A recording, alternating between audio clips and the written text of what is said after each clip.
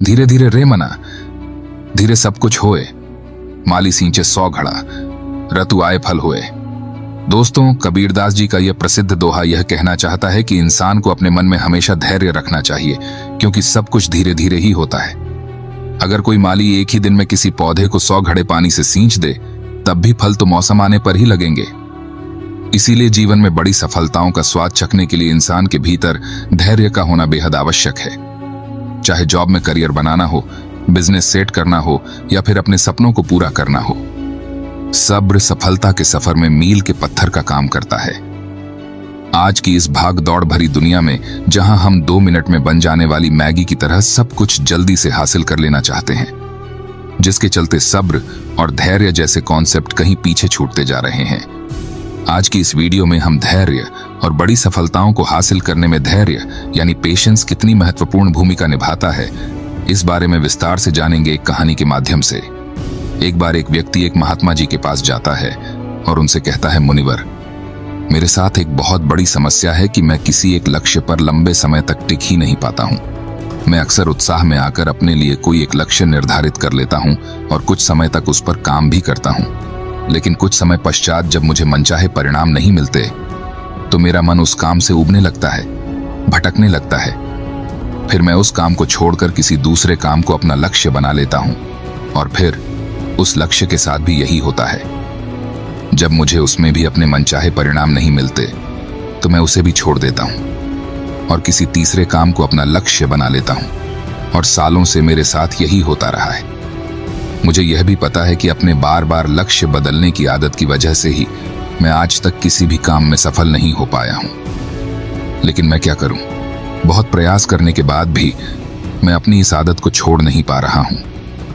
मुनिवर, मैं आपके पास बड़ी उम्मीद लेकर आया हूँ। कृपया मुझे कोई ऐसा तरीका बताएं जिससे मैं अपनी इस आदत को छोड़कर एक लक्ष्य पर तब तक टिका रह सकूं जब तक मैं उस लक्ष्य को हासिल न कर लूं। महात्मा जी ने उस व्यक्ति की बात पूरे ध्यान से सुनी और फिर कहना शुरू किया, सब्र का फल मीठा होता है। यह प्रसिद्ध मुहावरा तो तुमने सुना ही होगा, जिसका अर्थ है धैर्य के साथ काम करने से परिणाम अच्छे मिलते हैं। लेकिन यह जरूरी तो नहीं कि परिणाम हर बार हमारी उम्मीद के अनुसार और अच्छे ही हों। बहुत बार ऐसा होता है कि हमारी सारी कोशिशों के बावजूद कुछ न कुछ कमी रह जाती है और परिणाम हमारी उम्मीदों को पूरा नहीं करता। ऐसी स्थिति में ज्यादातर लोग अपना धैर्य खो देते हैं, जबकि ऐसे समय में ही इंसान के धैर्य की असली परख होती है। सब्र का टूट जाना अक्सर एक आम बात है, और यह तब होता है जब चीजें उतनी जल्दी नहीं होती जितना हम चाहते हैं। लेकिन यह आदत आम बात तभी तक है जब एक निश्चित समय के लिए हो और इससे होने वाले नुकसान कम हो। बार बार और जल्दी जल्दी अपने धैर्य को खोना हमें शारीरिक और मानसिक रूप से नुकसान पहुंचाता है। साथ ही यह हमारे सामाजिक जीवन को भी बर्बाद कर सकता है, क्योंकि बार बार अपना सब्र खोने से लोगों का हम पर से विश्वास पूरी तरह खत्म हो जाता है। जाहिर सी बात है, ऐसी मानसिकता के साथ तुम अपने लक्ष्य पर केंद्रित कैसे रह पाओगे? और आज के इस भाग दौड़ भरी जिंदगी में, जहां मन को भटकाने वाली इतनी सारी चीजें हैं, ऐसी स्थिति में लंबे समय तक किसी एक काम पर अपने ध्यान को लगाए रख पाना मुश्किल होता जा रहा है। तो फिर इसका समाधान क्या है? इसका समाधान है मन को शांत रखने का प्रयास और जागरूकता का अभ्यास करना। जागरूकता यानी मन को वर्तमान में स्थिर और केंद्रित रखना। वर्तमान में जो कुछ भी हो रहा है उसमें डूब जाना, खो जाना, लीन हो जाना ही जागरूकता है, ध्यान है। इसमें अतीत या भविष्य से ध्यान हटाकर पूरी तरह वर्तमान में रहना होता है, और तुम जो कुछ भी कर रहे हो उसे पूरी तरह से महसूस करना है। यह एक ऐसा अभ्यास है जिसे नियमित रूप से करने से तुम इसे जिंदगी के हर पहलू में लागू कर सकते हो। जागरूकता और ध्यान का अभ्यास करने के कई गजब के शारीरिक और मानसिक फायदे होते हैं। जैसे इसके नियमित अभ्यास से अच्छी नींद आती है, तनाव कम होता है, इंसान पूरे दिन हल्का और खुश महसूस करता है, साथ ही मन शांत रहता है और एकाग्रता भी बढ़ती है, जिससे लोग अपने काम पर अच्छे से ध्यान दे पाते हैं।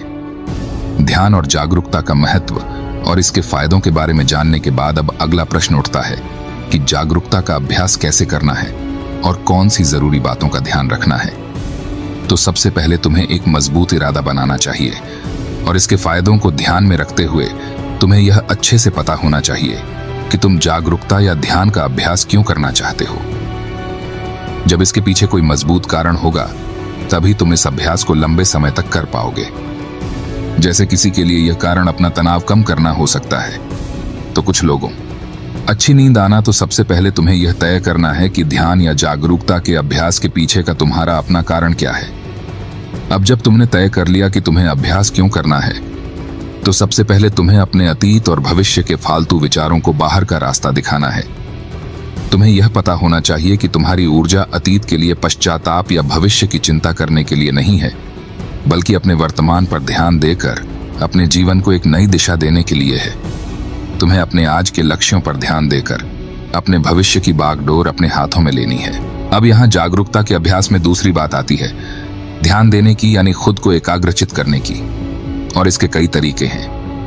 पहला, तुम किसी शांत जगह पर आरामदायक स्थिति में बैठ जाओ और अपनी आती जाती सांसों पर ध्यान दो कि कैसे सांस तुम्हारी नाक से तुम्हारे शरीर के अंदर जा रही है और फिर कैसे बाहर निकल रही है। सारा ध्यान सिर्फ इसी पर लगाना है। दूसरा तरीका है कि तुम शांति से बैठकर अपने मन में चलने वाले विचारों पर ध्यान दे सकते हो। तुम्हें मन में चल रहे विचारों को सिर्फ देखना है, किसी विचार को पकड़ना नहीं है। विचार आएंगे और गायब हो जाएंगे। तुम्हें बस देखना है सड़क के किनारे बैठे उस आदमी की तरह जो वहां से आते जाते राहगीरों को देख रहा है, लेकिन किसी को रोक नहीं रहा। या कुछ लोग अपने भगवान या मंत्रों का जाप भी करते हैं। जिसका जहां मन लगे या जिसके लिए जो तरीका काम करे, सभी सही है। पर यहां सबसे महत्वपूर्ण बात है ध्यान देने की, एकाग्रचित रहने की, फिर चाहे वो किसी भी तरीके से हो। इसी तरह जागरूकता का अभ्यास करने का एक और जबरदस्त तरीका है, और वह है अभी वर्तमान में तुम्हारे आसपास जो कुछ भी हो रहा है उस पर ध्यान देना। जैसे किसी चीज की आवाज, सुगंध, हवा, या फिर तुम कहीं चल रहे हो तो उसके आसपास की हर एक चीज पर बारीकी से ध्यान दो। ऐसे ही अगर कुछ खा रहे हो तो उसका स्वाद, आकार, रंग, सुगंध, हर एक चीज को देखते और महसूस करते हुए उसे खाना। इस तरह अपनी सारी इंद्रियों की मदद से जागरूकता का अभ्यास बड़े ही शानदार तरीके से किया जा सकता है। इसमें अलग से किसी शांत जगह जाने की जरूरत नहीं, बल्कि जो कुछ भी तुम कर रहे हो बस उसे महसूस करना है। अपनी जिंदगी में हर इंसान कभी ना कभी ऐसी स्थिति में जरूर पहुंचता है जहां उसे लगता है कि वह अटक चुका है, उसे आगे कोई रास्ता नजर नहीं आता, उसकी सफलता रुक सी जाती है। असल में हम कितनी ही सटीक योजना क्यों ना बना लें, कुछ बाहरी परिस्थितियां हमारे हाथ में नहीं होती, या फिर कभी हम अपनी क्षमताओं का सही अनुमान नहीं लगा पाते और ऐसे लक्ष्य तय कर लेते हैं जो उस समय हमारे लिए हासिल कर पाना लगभग असंभव होता है। तो ऐसी स्थिति में सब कुछ छोड़ देने का मन करता है। इसी वजह से ज्यादातर लोग लक्ष्य तो निर्धारित कर लेते हैं, लेकिन अपनी योजना पर लंबे समय तक काम नहीं कर पाते और हार मानकर अपना लक्ष्य बदल देते हैं या फिर योजना। जबकि बहुत बार ऐसे पलों में बस एक धक्के की जरूरत पड़ती है जो हमें फिर से उत्साहित कर सके। जब किसी काम में हमारी प्रगति हमारी उम्मीद से कम होती है या फिर नहीं होती, तब हम सबसे पहले उस काम को ही छोड़ देना चाहते हैं। यह स्वाभाविक है, क्योंकि यही सबसे आसान काम लगता है उस समय। लेकिन यही बात सबसे खतरनाक भी है, क्योंकि अगर बार बार हार मान लेने की आदत पड़ गई तो फिर किसी भी काम में सफल होना तुम्हारे लिए बहुत मुश्किल हो जाएगा। ऐसी स्थिति में तुम्हें अपनी मानसिकता बदलने की जरूरत है। सबसे पहले जो हो रहा है उसका सही मूल्यांकन करना, गलतियों का पता लगाना और फिर उसके हिसाब से योजनाओं को नए तरीके से बनाने की जरूरत होती है। भविष्य की चिंता छोड़कर वर्तमान के काम पर अपना ध्यान लगाना और मन लगाकर अपने काम को पूरी जागरूकता के साथ करना तुम्हें फिर से अंदर से उत्साह से भर देगा। तुम्हें इस बात को हमेशा याद रखना है कि मुश्किलें और असफलताएं भी जिंदगी का एक हिस्सा हैं। यह हमें कुछ नया सिखाते हैं और हमारे व्यक्तित्व निर्माण में महत्वपूर्ण भूमिका निभाते हैं। अपनी मानसिकता को एक नई सोच देकर तुम सफलता के बीच में आने वाली छोटी छोटी असफलताओं को एक मौके के रूप में देख सकते हो। तुम्हें अपने अंदर एक सकारात्मक मानसिकता विकसित करनी चाहिए जो भविष्य में आने वाली चुनौतियों के लिए तुम्हें मानसिक रूप से तैयार रखेगा। तुम अपने सोचने का नजरिया बदलकर अपनी परिस्थितियां बदल सकते हो। हमेशा ऐसे लक्ष्य तय करो जो हासिल किए जा सकते हो। अक्सर असफलता या आगे न बढ़ पाने का एक बड़ा कारण यह भी होता है कि व्यक्ति खुद से ऐसी ऐसी उम्मीदें पाल लेता है जिसे पूरा कर पाना बहुत ही मुश्किल होता है और फिर वह जल्दी ही निराश और उदास हो जाता है। अगर तुमने समाज या घर वालों के दबाव में आकर कोई ऐसा लक्ष्य तय कर लिया जो न तो वास्तविक है और न ही पाने योग्य है, तो फिर तुम उसे पाने के लिए चाहे कितनी ही अच्छी योजना बना लो, सफलता मिलने की संभावना बहुत ही कम होगी। हम अपने आसपास देखते हैं कि लोग सालों साल अवास्तविक लक्ष्य बनाकर उसके पीछे बर्बाद कर देते हैं और आखिरकार एक दिन थक कर हार मान लेते हैं। जबकि अगर सही योजना और कड़ी मेहनत के बाद भी तुम्हें उचित परिणाम नहीं मिल रहे हैं, तो फिर तुम्हें अपने लक्ष्य में कुछ बदलाव करने की जरूरत है, और ऐसा करने से तुम किसी से कमतर नहीं हो जाते। हम सब अलग हैं, हमारे अंदर अलग अलग विशेषताएं हैं, हमारी सोच अलग है, हमारी परिस्थितियां अलग थीं, हमारे सपने अलग हैं। इसीलिए किसी की देखा देखी, किसी की नकल न करके, किसी के दबाव में न आकर तुम अपने लिए वह लक्ष्य बनाओ जो तुम्हारे लिए सबसे सही हो। तभी तुम अपना सर्वश्रेष्ठ प्रदर्शन कर सकते हो, और इसमें सफल होने की सबसे ज्यादा संभावना भी है। जब लोगों को उम्मीद के अनुसार परिणाम नहीं मिलते, तो वह भूल जाते हैं कि उन्होंने यह लक्ष्य क्यों बनाया था। अपने लक्ष्य हासिल करने के लिए जब हम योजना बनाते हैं, तो इसके पीछे दो प्रमुख कारण होते हैं, एक आंतरिक और दूसरा बाहरी।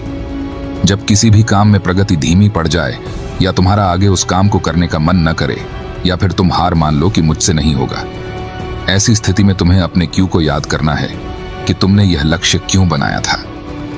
खुद को याद दिलाना है कि अगर तुम हार मान लोगे, तो इससे तुम्हारे अपने और तुमसे जुड़े लोगों के जीवन पर क्या प्रभाव पड़ेगा। अपने लक्ष्य के पीछे के मजबूत कारणों को याद करना तुम्हें ऐसी स्थिति में हौसला देगा जब तुम हार मानने वाले होगे। हमारी उम्मीद यह बताती है कि जो काम हम कर रहे हैं उसका परिणाम कैसा होना चाहिए।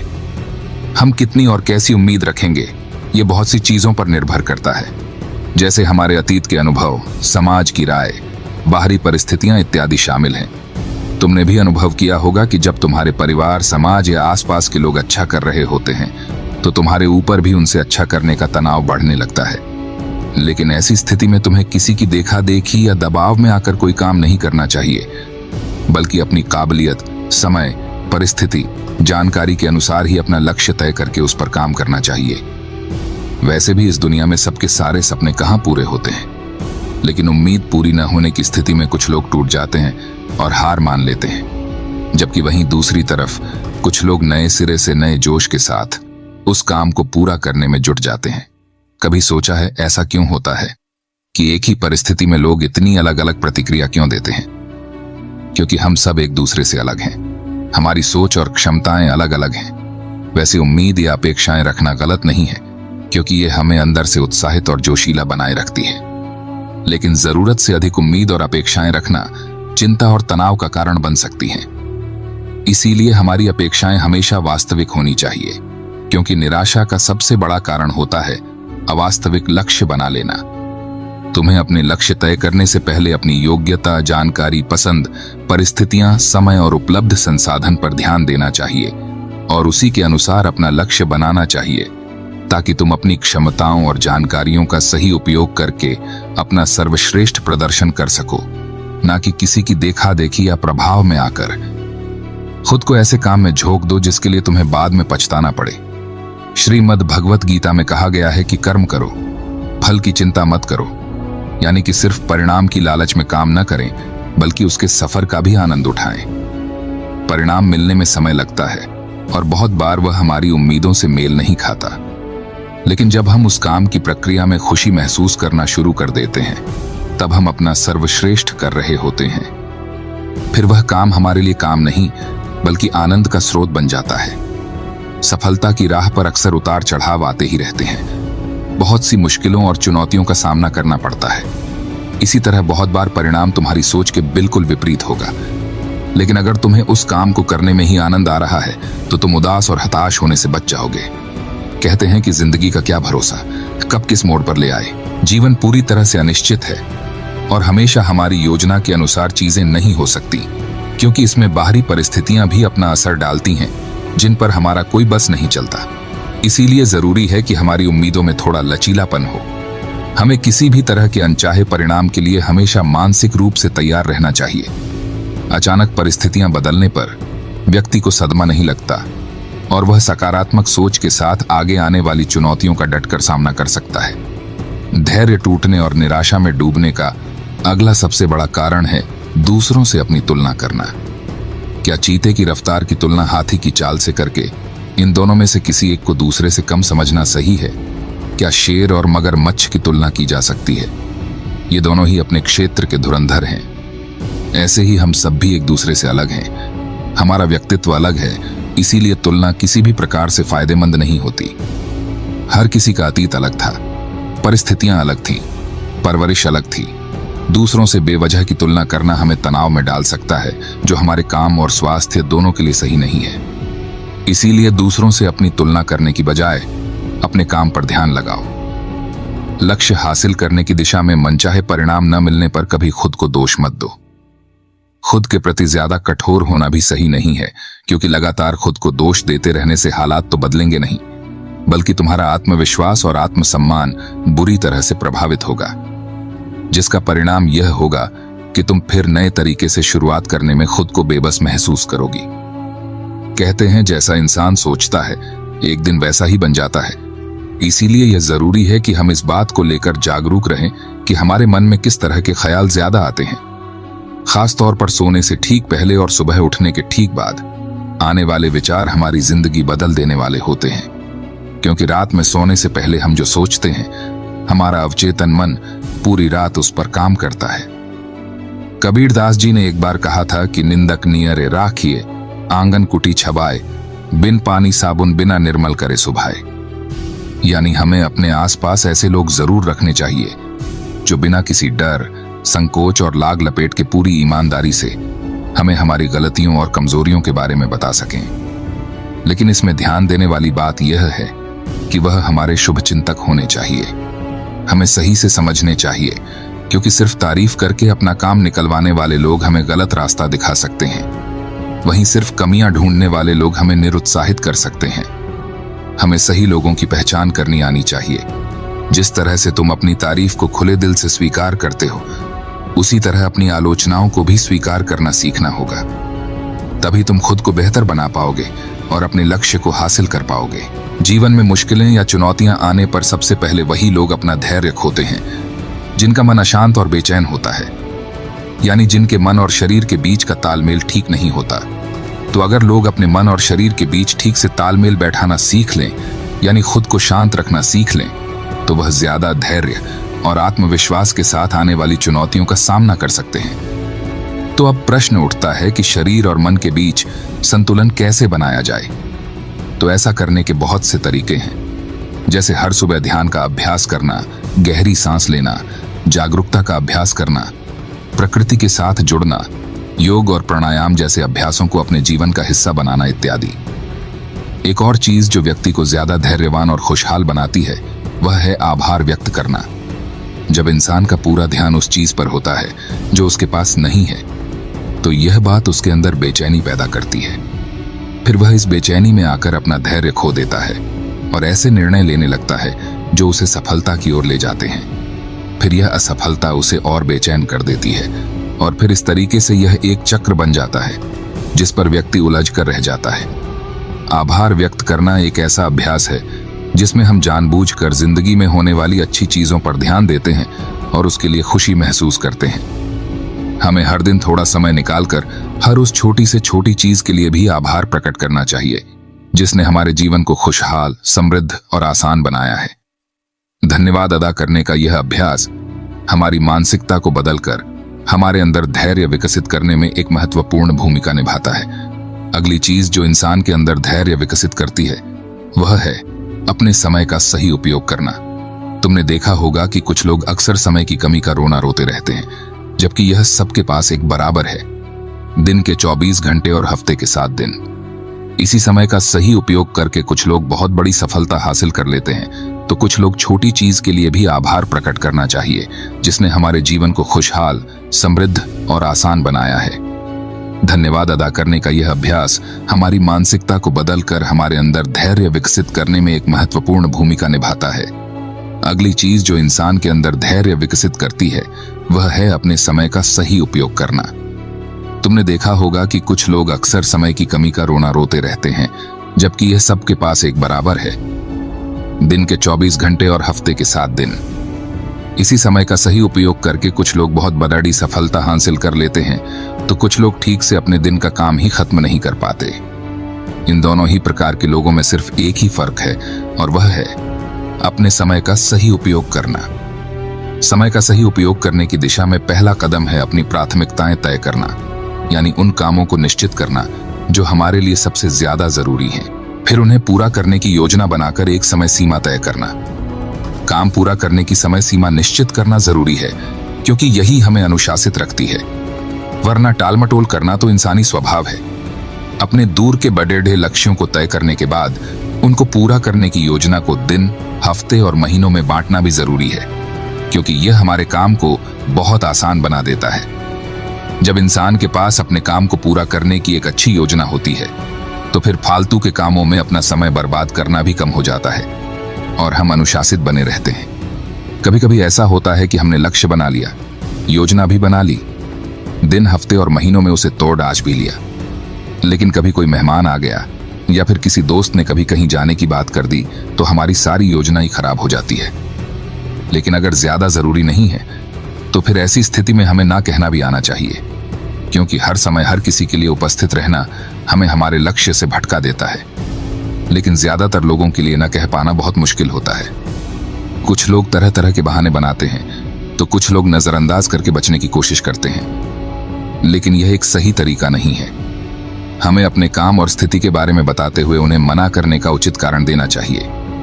अगर वह लोग सच में हमारे शुभचिंतक या हमें समझने वाले होंगे तो वह हमारे साथ बहस या जबरदस्ती नहीं करेंगे। इस दुनिया में जितनी भी बड़ी हस्तियां हुई हैं, सभी में एक बात समान है कि उन्होंने समय और धैर्य का महत्व समय रहते समझ लिया था। जब हमें कोई दूरगामी लक्ष्य हासिल करने होते हैं तो उसकी सफलता के लिए धैर्य का होना बेहद आवश्यक है। यह बात उन सब ने जान ली थी। कुछ लोग धैर्य और सब्र को गलत तरीके से समझते हैं। उन्हें लगता है कि हाथ पर हाथ रखकर इंतजार करना ही धैर्य है, जबकि धैर्य एक सतत चलने वाला कर्म है। धैर्य के साथ लगातार परिश्रम करना भी जरूरी है, तभी अपना लक्ष्य हासिल कर सकते हैं। लक्ष्य हासिल करने की दिशा में धैर्य को विकसित करने के लिए कुछ बातों को ध्यान में रखना बेहद जरूरी है। जल्दबाजी में निर्णय लेने पर ज्यादा संभावना है कि हमारा निर्णय गलत दिशा में होगा। इसीलिए कोई भी निर्णय लेने से पहले इसके फायदे और नुकसान पर सोचना और उसके बाद सही से निरीक्षण करके उचित निर्णय लेना ही निर्णय लेने का सही तरीका है। लेकिन इतनी लंबी प्रक्रिया के लिए हमारे अंदर धैर्य होना चाहिए। हमें तुरंत परिणाम हासिल करने के चक्कर में जल्दबाजी नहीं करनी चाहिए, क्योंकि छोटा रास्ता कभी सही नहीं होता।